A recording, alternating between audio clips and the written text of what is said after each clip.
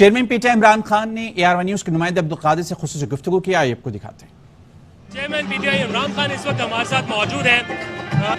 عمران خان صاحب بتائیے، ابھی تک کا کل گکھڑ میں جو مناظر ہم نے دیکھے، آپ نے ٹویٹ بھی کیا، بڑا زبردست انوائرمنٹ تھا، ابھی بھی کراؤڈ آپ کے ساتھ ہے، کیسا انوائرمنٹ دیکھ رہے ہیں؟ دیکھیں،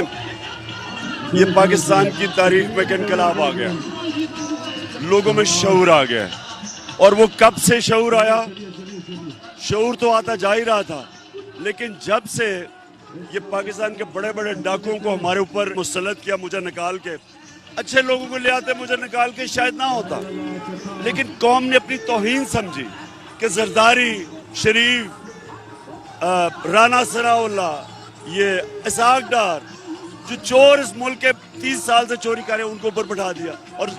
جس طرح عوام بھیڑ بکریاں چپ کر کے ان کو تسلیم کر لے گی۔ تو یہ جو آپ دیکھ رہے ہیں،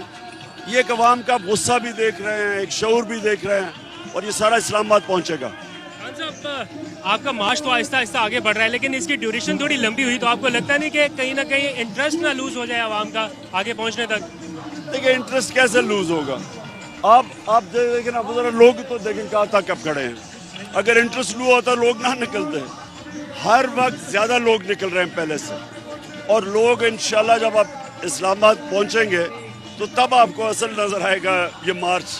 اسلام آباد پہنچنے سے پہلے رانا ثناء اللہ صاحب کی دھمکیوں کا سلسلہ جاری ہے، کہہ رہے ہیں کہ آپ کو بلوچستان کی مچھ جیل میں رکھنا چاہتے ہیں، اور آپ کے پرانے اتحادی نے ان سے یہ وعدہ لیا ہے۔ بیوقوف آدمی ہے،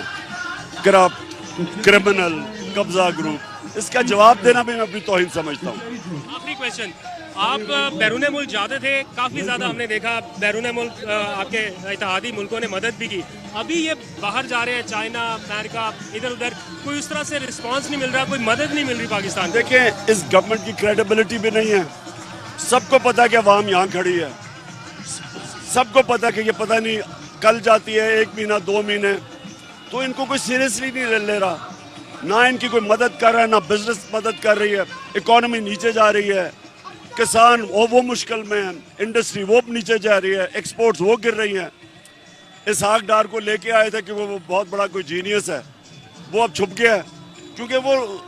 صرف امید لگا رہے تھے کہ جی لوگ پیسے دے دیں گے، جو انہوں نے ساری عمر کیا، لوگوں سے پیسے مانگتے ہیں، یہاں سے چوری کر کے پیسہ باہر، تو لوگ ان کو سمجھ گئے ہیں، نہ اندر کوئی ان کو ٹرسٹ کرتا نہ باہر۔ توشہ خانہ والا معاملہ آپ کے خلاف تو بڑا تیزی سے چلا، آصف زرداری کا ریفرنس اسپیکر نے مسترد کر دیا جو زلفی بخاری نے بھیجا تھا۔ توشہ خانہ ایک، اگر انہیں 3.5 سال کے بعد توشہ خانہ ملا ہے نا، تو میں واقعی صادق اور امین ہوں۔ اس کا مطلب دیکھیں، توشہ خانہ کا سارا ریکارڈ توشہ خانہ میں پڑا ہے، جو چیز وہاں سے قانونی طور پہ لی گئی وہ ریکارڈ پڑا ہوا ہے، تو وہ اس میں تو کوئی مسئلہ ہونا ہی نہیں چاہیے۔ میں کہتا ہوں، یہ الیکشن کمشنر نے یہ جو ان کے کہنے پہ یہ جو سٹیٹمنٹ دی ہے، میں اس کے اوپر ہرجانہ کر رہا ہوں، کیونکہ یہ میں ثابت ہوگا جب عدالت میں جائے گا۔ 9 دفعہ اس نے ہمارے خلاف فیصلے کیے، الیکشن کمیشن 9 دفعہ عدالت میں گئے، 9 دفعہ رد کیے گئے، یہ بھی رد ہوگا، اور اس کے اوپر میں کیس کروں گا پھر۔ عمران خان صاحب ہمارے ساتھ موجود تھے اور تفصیل سے آگے کا لائحہ عمل بتا رہے تھے کہ عوام اس سے انٹرسٹ لوز کرنے والی نہیں ہے، آہستہ آہستہ آگے بڑھتے جائیں گے۔